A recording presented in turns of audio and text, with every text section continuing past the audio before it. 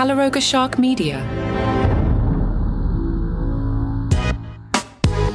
Hello, I'm Johnny Mac with your daily comedy news. I will talk about Joe Rogan's live special on Monday's podcast.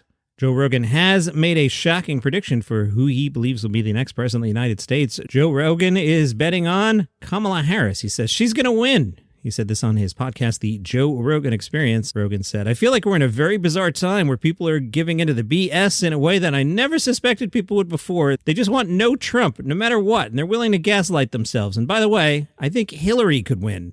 She's the least popular vice president of all time. And then in a moment in time, all of a sudden, she's our solution. She's our hero.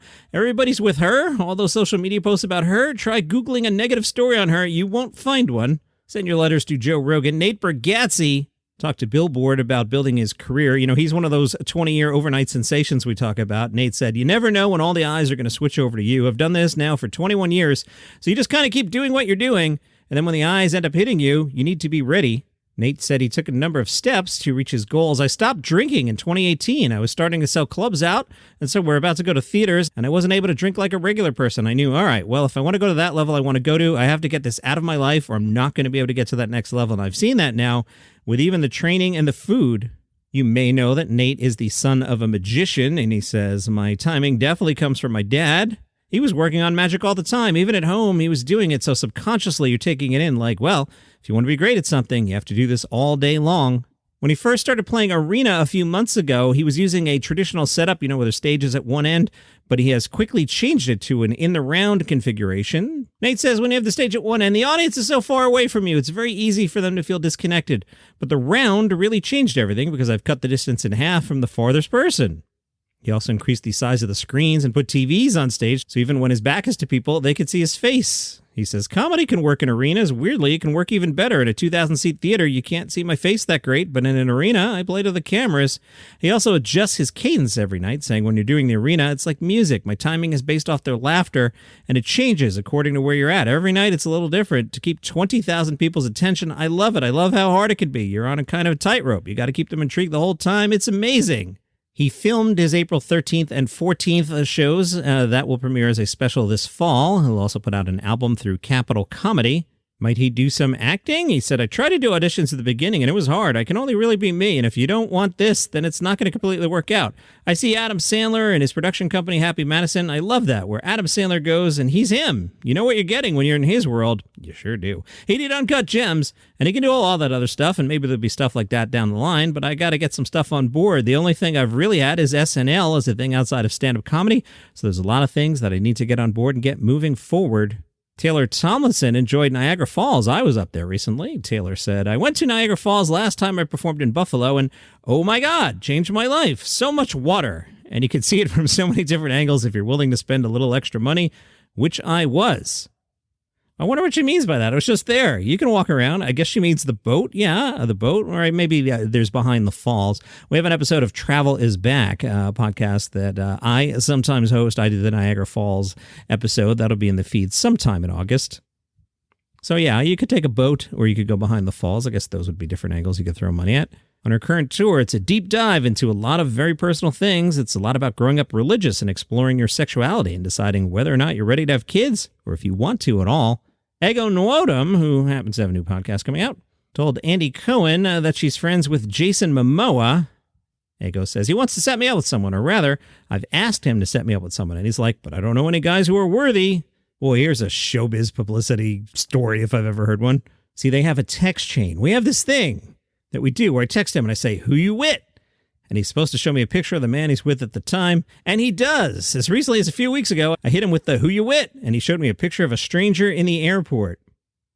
Rami Youssef and his Cairo Cowboy production banner have signed a first-look TV deal with Netflix, according to Variety.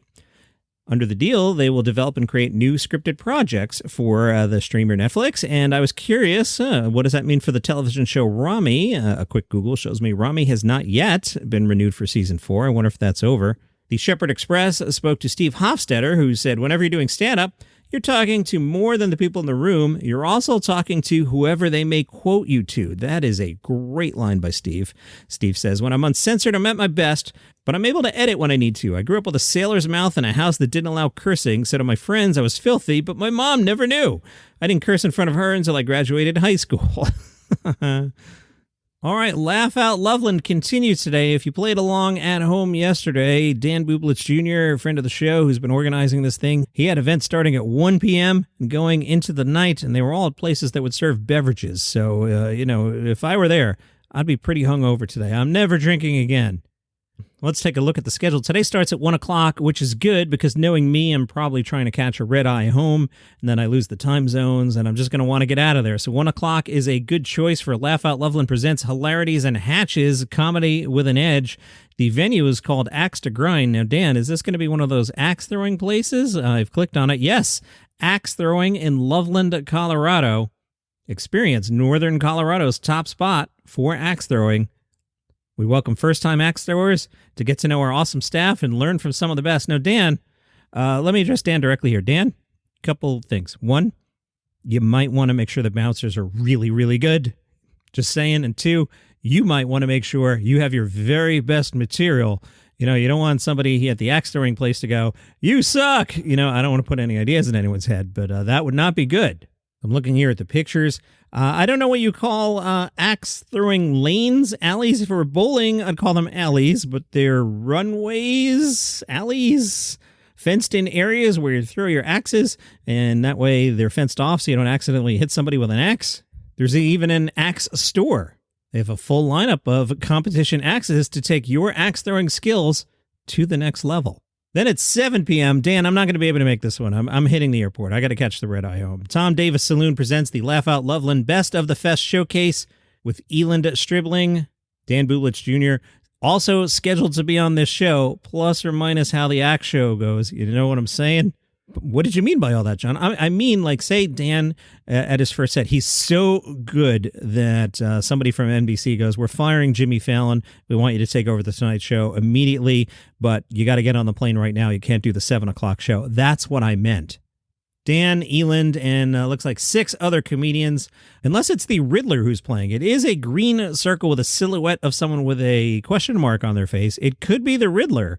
And before you say that sounds absurd, does the Riddler not tell funny riddles? It would make sense. So stop by the Tom Davis Saloon at 7 o'clock to see what's going on there. And you know that SNL 1975 movie? It's got a new title. It is now just called Saturday Night. I'm not sure the first title wasn't better, but anyway, Saturday Night will be released into theaters on October 11th. October 11th happens to be the day that Saturday Night premiered back in 1975. I believe the first episode for sure, and maybe the whole first season or half the first season, it wasn't called Saturday Night Live. It was called Saturday Night. There was a different show that was called Saturday Night Live with Howard Cosell, I believe, if I'm recalling this. I have Google. I could look this up. But is that fun? No. Anyway, Saturday Night, the movie, October 11th, 2024. The movie recounts the night of SNL's series premiere, told from the point of a ferocious troupe of young comedians and writers that changed television forever. It depicts the chaos and magic of a revolution that almost wasn't, counting down the minutes in real time to the infamous words, live from New York, it's Saturday Night. And that is your comedy news for today. Dan, have a good show. Make sure those bouncers are on point. See you tomorrow.